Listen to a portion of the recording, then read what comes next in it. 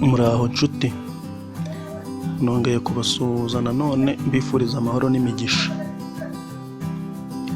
Uyu munsi ngiye kukubwira ibintu bituma urukundo rukonja. Mu bintu bituma urukundo rukonja, icya mbere, muri rusange umuntu wese uri gusaba urukundo aba abifitemo imbaraga, ndetse akagerageza gukora igishoboka cyose akitwara neza kugira ngo uwo asaba urukundo atamubona nabi cyangwa atagira ikosa amubonaho, kugira ngo azabashe kumwemerera urukundo bitagoranye. Icyo gihe abavuga utugambo twiza twinshi, abatanga impano nyinshi, ndetse na telefone ye ntijya iburamo amayinite kugira ngo ajye ahora amuhamagara amwohereza n'utumesaje abashe kumushimisha kugira ngo azabashe kumwemerera urukundo byihuse. Izo mbaraga ashyiramo n'ibyo byose akora, iyo urebye neza usanga ari nabyo bituma bamwemerera urukundo.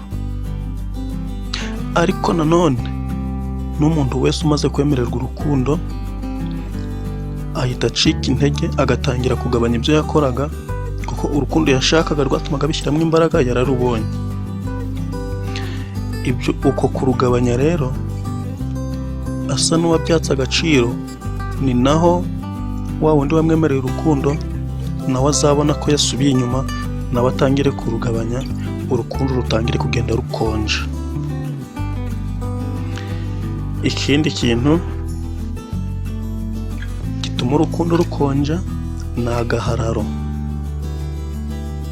Akenshi abantu bakinjira mu rukundo baba bahararanye, ndetse buri wese yita kuri mugenzi we mu buryo bushoboka bwose.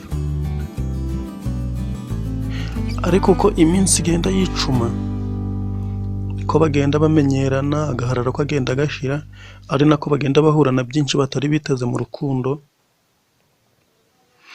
bigatuma kwitanaho bigenda bicogora, bikagabanuka, bityo urukundo rugatangira kugenda rukonja.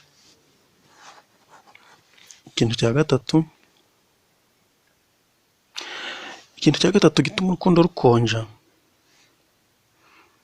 ni ukwita ku mabwire.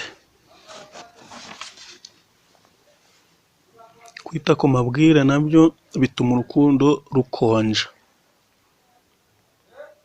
Kumva amabwire ntibyabura, kuko amatwi ya muntu nta rugi agira, amatwi nta nzugi zibaho, ibije byose birinjira, kandi n'iminwa y'umuntu kuyibumbura birihuta cyane.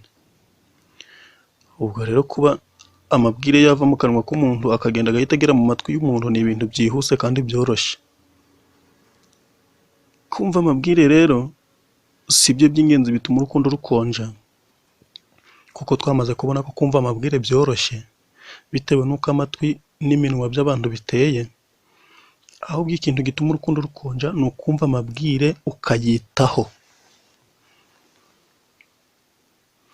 Ubwo rero niba wumva amabwire ntuyiteho, ntabwo amabwire yagusenyera urukundo. Ibyo byose tumaze kubona ni ibintu by'ingenzi bituma urukundo rukonja. Ntugatume bikwinjirira mu rukundo rutazakonja. Murakoze cyane, naho mu kindi kiganiro.